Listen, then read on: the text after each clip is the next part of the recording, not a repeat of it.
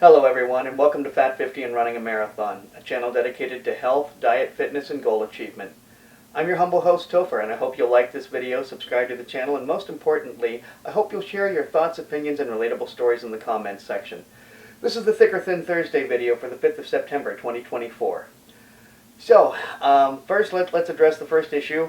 I am not recovering from foot surgery, did not have foot surgery yesterday as planned.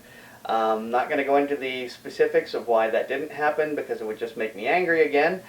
But suffice to say that hopefully things have been worked out, and by now it is resolved that I will be getting surgery this coming Wednesday, which is what, the 11th? Yeah, anyway, the 11th is when I'll be getting foot surgery. Again, it will be on my left foot. It will be dealing with bone spurs which occur right where the toe meets the foot.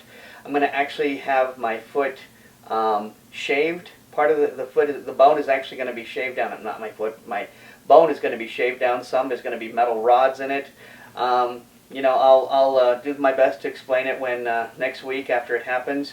But a good friend of mine pointed something out, and this was after Monday night when I had a small episode where I walked backwards in my knee, my right knee, which has been giving me trouble for, almost a month now.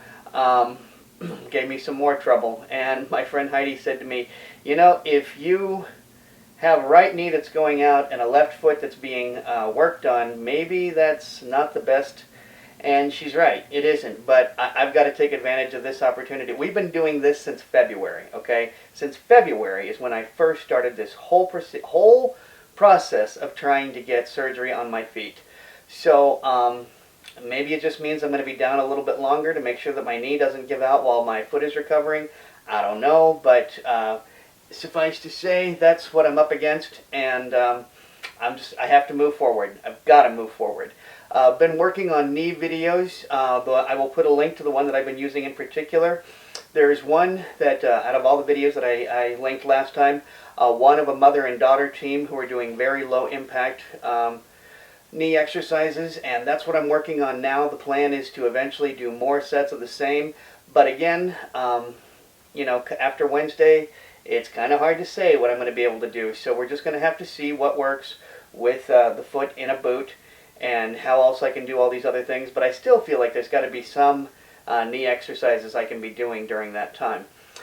I've been eating a lot healthier, eating a lot of salad. My roommate actually works at a salad place, and she brought home this very large bag of romaine lettuce, and I've been eating a lot of salads and a lot of romaine lettuce, and one of the things about eating leafy greens is, one, it clears out the system for sure, and it pushes toxins out, and whether that's through excretion or whether that's through the epidermis. I've been noticing adult acne lately, and that's pretty much what happens every time I start eating right and getting leafy greens in my system, is that the toxins in my body start exiting via the epidermis, and I end up with these zits here and there. So yes, at 52 I'm still getting zits, and ain't that great, and it's all because I'm eating healthy, not because I'm eating poorly. So that's where I am. I finished reading the book How Not to Be Wrong by Jorden Ellenberg. I will leave a link to that in the comments section below.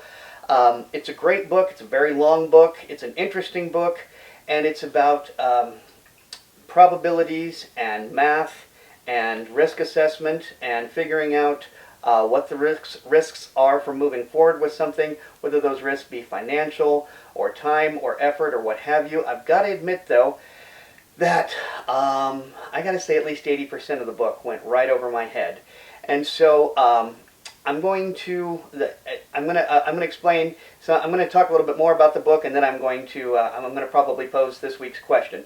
And so what I did is I did like I've mentioned before, and I highly recommend this to anybody whose mind wanders when you're reading, especially if you're reading nonfiction, and that is get the audiobook and get the ebook, and turn the audiobook speed up and follow along on the ebook, or even, you know, your hard copy book, but get the audio book and have somebody reading it aloud at a higher speed. It's very difficult for the mind to wander. Now, the question that I want to pose to you is, one, have you ever started reading a book and went, whoa, this is way over my head? And two, if you did, how did you respond? Did you automatically say, well, then forget it, and you set it aside? Or did you, try to persevere through it, figuring out you'd read it and what could stick would. And that's where I am. I'm going to start rereading the book You Can't Screw This Up by Adam Bornstein. Has a great introduction in it by Arnold Schwarzenegger. Big fan of Arnold Schwarzenegger, not just because I was born on his 25th birthday, but for a variety of reasons. I think he's a goal setter, he's a goal accomplisher, and for that I admire him. Another book, so I've been, as I said, I'm going to be rereading Adam Bornstein's book, Jorden Ellenberg's book. I just finished. Started to read another book, which I'm not going to mention by name, but it was, let's just say it was the wrong book at this time. It required too much effort. I'm not going to, like I said, I'm not going to say the title because I've learned that the damnedest things can influence people's opinions of things, and I don't want to skew anybody's view of it. But suffice to say, it was a book about money in the coming age, and it was too complicated and it was too detailed, and I had to move past it. So, if you have read a book or encountered halfway into a book, or maybe when you first started, that this book is way over your head, what have you done about that? Have you persevered and said, I'm going to read this and glean what information I can from it, or did you just say the hell with it and give it up? That's my question to you this week. So until next time, remember, only by taking care of ourselves first are we capable of taking care of others. Thanks for watching. Topher.